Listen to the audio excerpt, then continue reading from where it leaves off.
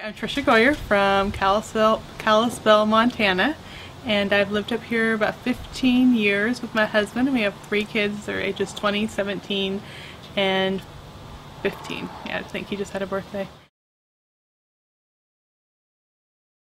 I started writing I was 22, and it was right before we moved to Montana. I had grown up loving to read. We lived by a library. I read constantly.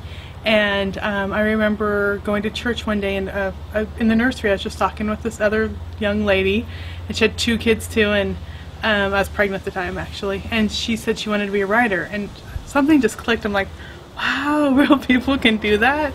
And so we saved up money. I babysat. I had 2 kids and was pregnant. I babysat 2 kids, saved up all my money, and went to a writer's conference. And over time, it took me about 2.5 years, I started getting regular articles in parenting magazines, and then it led to a devotional book for Focus on the Family for kids, parents and kids. It's called Mealtime Moments. It's dinner devotions, dinner topics around the table, and then that led to some other nonfiction stuff. I wrote a book for teenage moms, and that came out of just when I started working with the teenage moms.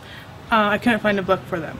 All the parenting books had to do with older married people, and there was none of the issues of boyfriends and school and parents and how to deal with your parents and live under their house and take care of a baby. And so I went to MOPS International, which is Mothers of Preschoolers, and said we need a book for teen moms, and they agreed, and I wrote that. So it's just spiraled from there, and I think I have like 21 books out now.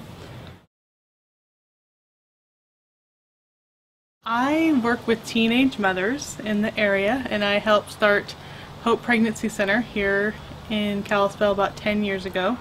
I was a teen mom. I had my son Corey when I was 17, so I was a senior in high school. I had been dating a guy for 3 years.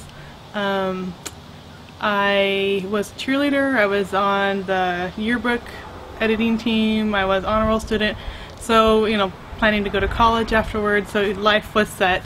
And then I found out I was pregnant, and I remember pretty much dropping out of life after that.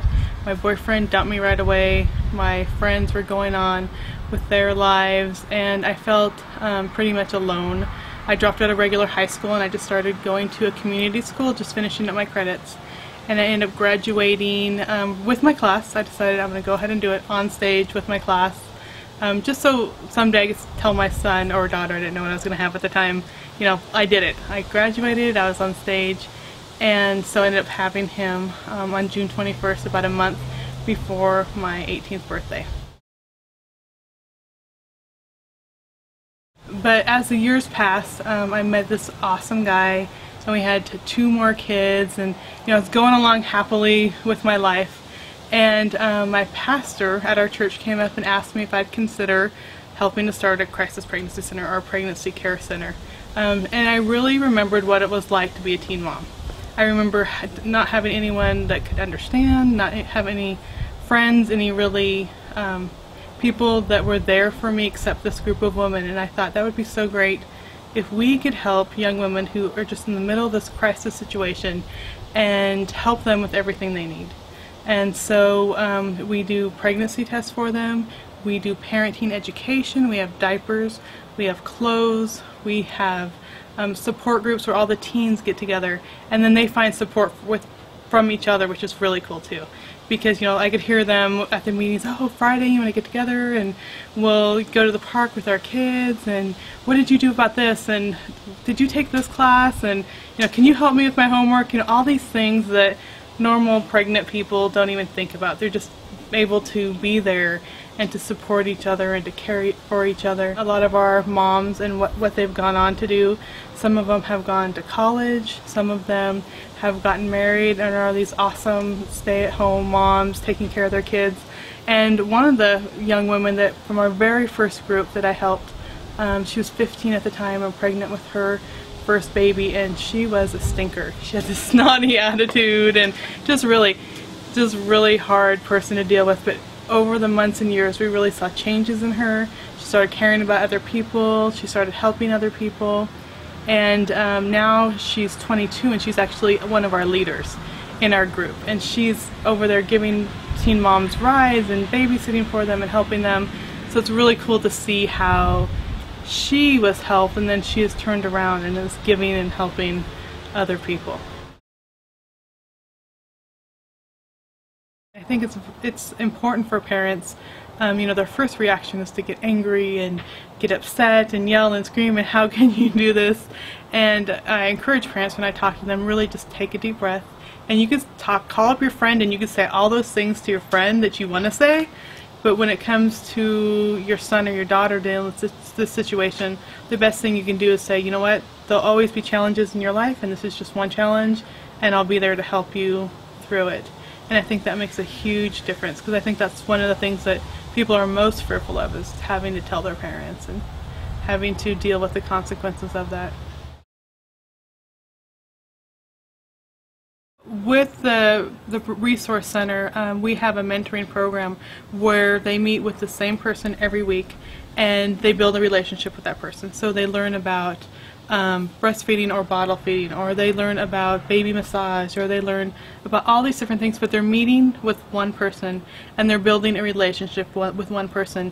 And we do that on purpose so that it's not just random people that you're going in and we're not just meeting their physical needs, but their emotional and their relationship needs too. And with our weekly support groups, I see that so much with these girls. Their self-esteem is so low.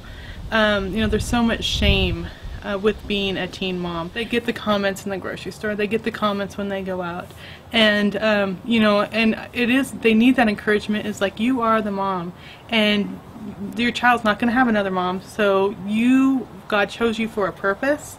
You can obviously do this. You have more love for your child than anyone out there. You can go on and have a good life and do good things, and it takes showing them, you know, or why do you let your boyfriend push you around? Why did you, you know, let your teacher talk to you that way? You know, just showing them that they are an important person, because I think so much in society in general tells them they're a failure. The Hope Pregnancy Center started in 1999 here in Kalispell, so this is our 10th year anniversary.